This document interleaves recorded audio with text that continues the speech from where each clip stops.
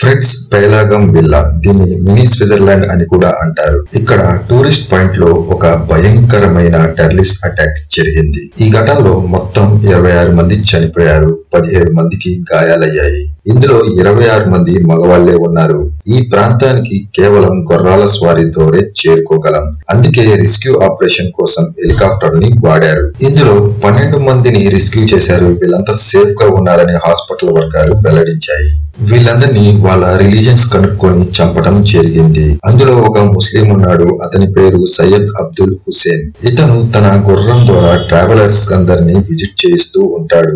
మిగతా 25 మంది హిందువులు వేరు ప్రాంతాల నుండి వచ్చిన వారు. ఇందులో మన ఆంధ్రప్రదేశ్ విజయనగరానికి చెందిన జె సచినంద్ర మౌలి కూడా ఉన్నారు. వీళ్ళంతా కాశ్మీర్ యొక్క అందాలు చూడడానికి, ఎంజాయ్ చేయడానికి అక్కడికి వచ్చారు. ఇందులో చాలా మంది కొత్తగా పెళ్లైన జంటలు కూడా ఉన్నారు. నేవీ లెఫ్టినెంట్ వినయ్ నవీల్ కొత్తగా పెళ్లయి 6 రోజులే అవుతుంది. తన భార్యను తీసుకొని హనీమూన్ కి ఆ ప్లేస్ కి వచ్చాడు.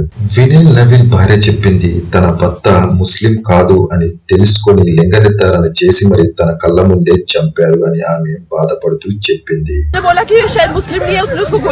అక్కడ బాధితులకి హెల్ప్ చేయడానికి కూడా ఎటువంటి ఫోర్స్ లేరు. దాంతో ఒకరికొకరు సహాయం చేసుకుంటూ ఆ సంఘటన నుండి పారిపోయి ప్రాణాలు కాపాడుకున్నారు. అక్కడ లోకల్స్ వాళ్ళకి హెల్ప్ చేశారు. పాకిస్తాన్ లష్కరే తోయబా యొక్క అనుబంధ సంస్థ TRF, ద రెసిడెన్షియల్ ఫండ్స్, దీనికి మేము కారకులం అని చెప్పడం జరిగింది. 2003లో TRF ని ఒక టెర్రరిస్ట్ ఆర్గనైజేషన్ అని నిర్ధారించడం జరిగింది. సైఫుల్లా కౌసరీ లష్కరే తోయబా కమాండర్ ఉద్దేశపూర్వకంగానే ఈ కుట్ర చేసినట్లు ఆయన న్యూస్ ఛానల్ కు, మీడియాకు చెప్పడం జరిగింది.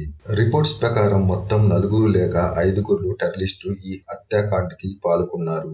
వారిలో 3 ఇండియన్ గవర్నమెంట్ పాకిస్తాన్లుగా గుర్తించింది మరియు వాళ్ళు స్కెచెస్ ని కూడా రిలీజ్ చేసింది. ఇందులో 2 కాశ్మీర్లు ఉన్నారు. కానీ వీరు 2018లోనే పాకిస్తాన్ కి వెళ్లిపోయారు. Abdul Kasari and Asim. Times of India ప్రచురించింది, ఇంటెలిజెన్స్ ముందుగానే ఏప్రిల్ స్టార్టింగ్ లో 1-7లో టెర్రరిస్ట్ అటాక్స్ జరగబోతున్నాయని చెప్పడం జరిగింది. కానీ అవి హోటల్స్ మరియు రెస్టారెంట్స్ లో అని తెలిపారు. దీన్ని బట్టి మనకి అర్థమవుతుంది ఇందులో ఇంటెలిజెన్స్ విఫలం అస్సలు లేదు. ఇంటెలిజెన్స్ ముందుగానే మన ఇండియన్ ఆర్మీకి చెప్పడం జరిగింది. కానీ ఈ అటాక్ జరిగింది ఎలా? ఎవరిది విఫల్యం? ఎవరిది బాధ్యత? డిసెంబర్ 2016లో PM నరేంద్ర మోడీ చెప్పారు క్లియర్ గా, డిమోనిటేషన్ తర్వాత టెర్రరిస్టుల దగ్గరకు బ్లాక్ మనీ వెళ్లడం పూర్తిగా ఆగిపోయిందని. కానీ ఇంకా ఇటువంటి సంఘటనలు జరుగుతూనే ఉన్నాయి. జమ్మూ కాశ్మీర్ లో జరిగిన కొన్ని అటాక్స్ గురించి తెలుసుకుందాం. నవంబర్ 2016లో Nagrota army camp attack, July 2017లో terrorist attacks on Amarnath Yatra, February 2018లో సంజీవన్ అటాక్, ఫిబ్రవరి 2019లో కాశ్మీర్ అటాక్, మార్చ్ 2019లో bus stand grenade explosion, June 2019లో CRPF పోలీస్ పై సూసైడ్ బాంబ్ అటాక్, 2023లో రాజౌలి అటాక్, 2024లో రియాసీ అటాక్ మరియు 2025లో ఇప్పుడు పాలగాం అటాక్. ఇలా వరుసగా ఘటనలు జరుగుతూనే ఉన్నాయి. కానీ ఎవరికి ధైర్యం లేదు గవర్నమెంట్ ని ప్రశ్నించడానికి. ఇక్కడ మనం ఒకటి గమనించాలి, అసలు అంతమంది టూరిస్టులు ఉన్న ప్లేస్ లో ఎందుకు సెక్యూరిటీ లేదు? చిన్న హోటల్స్ మరియు రెస్టారెంట్ లో కూడా సెక్యూరిటీ ఉంటుంది. అంత మోస్ట్ పాపులర్ అయిన టూరిస్ట్ స్పాట్ లో ఎందుకు సెక్యూరిటీ లేదు? చిన్నపిల్లలు సైతం దీన్ని ప్రశ్నిస్తున్నారు. सरकार तो गई हुई है, मतलब इतना बड़ा आतंकवादी का हमला हुआ, उनके कुछ पता ही नहीं है. इधर पूरी नीचे पूरे आर्मी का बेस है, उन्हें पता ही नहीं है. ఈ వీడియోని ఇంకొంచెం ముందుకి కొనసాగించే ముందు ఆర్మీ గవర్నమెంట్ ఇచ్చిన స్టేట్మెంట్ ని చూద్దాం. డిఫెన్స్ మినిస్టరీ పార్లమెంట్ కి చెప్పింది 1 జూలై 2024కి మొత్తం ఆర్మీ స్ట్రెంత్ 42,095 ఉన్నది అని. కానీ యాక్చువల్ గా ఉండాల్సింది 50,538. అంటే 8,400 ఆర్మీ ఆఫీసర్లు షార్టేజ్ లో ఉన్నారు. ఇది కేవలం హయ్యర్ ఆఫీసర్లు మాత్రమే. ఇంకా సోల్జర్స్, కమాండర్స్, మేజర్స్ ఇలా లెక్క పెట్టుకుంటూ పోతే దాదాపుగా 150,000 మంది షార్టేజ్ లో ఉన్నారు. అసలు ఈ షార్టేజ్ ఎందుకు వచ్చింది? కోవిడ్ తర్వాత 2 సంవత్సరాల వరకు ఆర్మీ రిక్రూట్మెంట్ జరగలేదు. అందువల్లే ఈ షార్టేజ్ వచ్చింది. కానీ కొన్ని ఆర్టికల్స్ ప్రచురించింది ఏంటంటే ఆర్మీ కాస్ట్ కటింగ్ ని చూస్తుంది. వాళ్ళకు జీతాలు, పెన్షన్లు ఈ భారం ఎక్కువ అవుతుంది. గవర్నమెంట్ కి ఇదంతా కాస్ట్ భారంగా మిగిలిపోతుంది. ఈ రిక్రూట్మెంట్స్ గురించి ఆలోచించలేదు అని ప్రచురించడం జరిగింది. ఈ వీడియో చూడండి. తన తమ్ముడు 45 నిమిషాల వరకు బతికే ఉన్నాడు.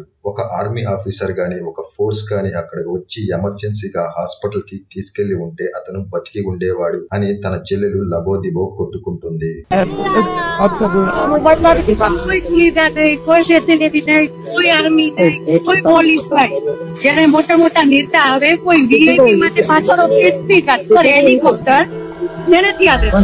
ఒకవైపు అంబానీ వాళ్ళ కొడుకు పెళ్లికి జెడ్ క్లాస్ సెక్యూరిటీ, కానీ సామాన్యుడికి ఒక్క పోలీస్ కూడా లేడు.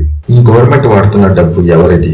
సామాన్యుడిది, మిడిల్ క్లాస్ ది. వాళ్ళు కడుపులు నార్చుకొని ట్యాక్సులు కట్టడం వల్ల వచ్చిన డబ్బు. ఇక హీరోలు, బిజినెస్ మ్యాన్లకు అయితే YX జెడ్ క్లాస్ సెక్యూరిటీలు.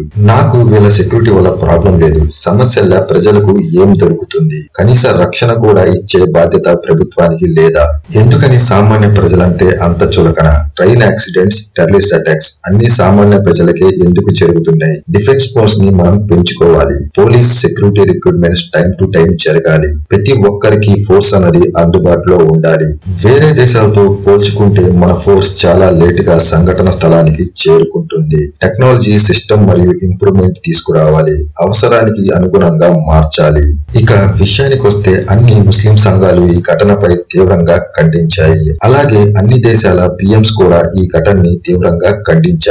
సోషల్ మీడియా వేదికగా ప్రజలందరూ ఒక్కటిగా ఈ ఘటనని ఖండించడం మొదలు పెట్టారు. ఇది చాలా మంచి పరిణామం. ప్రజలు అందరూ మతాలతో సంబంధం లేకుండా ఒక మాట మీద ఉంటున్నారు. టెర్రరిస్టులు ఎప్పుడు ఇండియాలో మతాల మధ్య చిచ్చు పెట్టే పనిలోనే ఉన్నారు. కానీ ప్రతిసారి మనం వాళ్ళని తిప్పి కొడుతున్నాం. ఇది నిజంగా మన దేశభక్తిని చాటుతుంది. మనమంతా ఇండియన్స్, ఎప్పటికీ ఒకేలాగా ఉంటాం. జై భారత్. నాకు బాధల్లా ఏమిటంటే ఇప్పుడు జరిగిన సంఘటన జరిగిన తర్వాత ఆలోచించడం కంటే ముందే ప్రభుత్వం గ్రహించినట్లయితే కొంతమంది ప్రాణాలైనా కాపాడుకుని ఉండేవాళ్ళం ఏమో అని. ఫ్రెండ్స్, ఈ వీడియోలో నేను ఏ విధంగా ప్రభుత్వాన్ని ద్వేషించలేదు. సిస్టమ్ లో ఇంప్లిమెంట్ కావాలి అని చెబుతున్నాను. ఒక భారతీయుడిగా కోరుకుంటున్నాను. మీరేమనుకుంటున్నారన్నది కామెంట్ చేయడం మర్చిపోకండి. Thank you.